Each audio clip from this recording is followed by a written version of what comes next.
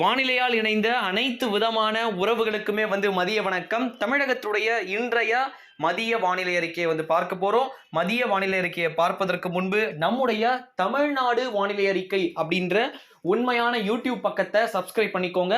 போலி வானிலை அறிக்கைகள், சிறுவர்கள் சொல்லக்கூடிய வானிலை அறிக்கைகளாக கேட்கக்கூடாது. வாங்க இப்ப வீடியோக்குள்ள போகலாம். தமிழகத்தில் வரக்கூடிய நாட்கள்ல மென்மேலும் பருவமழை தீவிரமடைய இருக்கிறது.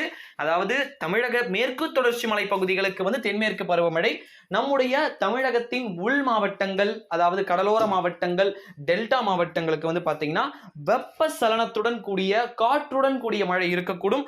வெப்பசலன மழை அப்படின்னாலே உங்களுக்கு தெரியும், கடல் காற்று மாலையில் நுழையும், மேற்கு காற்று மாலையில் இரவு நேரத்தில் மழை, இரண்டு காற்றும் மோதி நடுவில் இருக்கக்கூடிய மாவட்டங்கள் என்னென்ன மாவட்டங்களோ அந்த மாவட்டங்களுக்கு மட்டும் நல்லதொரு செழிப்பான மழையை ஒட்டுமொத்த தமிழகம் முழுவதும் கொடுக்க இருக்கிறது.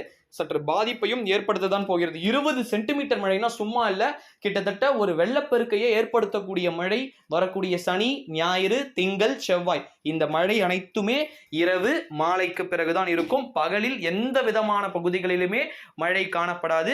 தற்பொழுது வட மாவட்டங்களிலும் வட உட்புற மாவட்டங்களிலும் பாத்தீங்கன்னா அதிகபட்சமாக வினாடிக்கு 70 கிலோமீட்டர் 70 km காற்று அடிச்சிட்டு இருக்கு.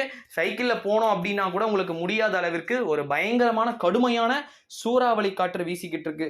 இந்த காற்று பாத்தீங்கன்னா வரக்கூடிய நாட்கள்ல முற்றிலுமா குறையக்கூடும் அப்படின்னு எதிர்பார்க்கப்படுகிறது.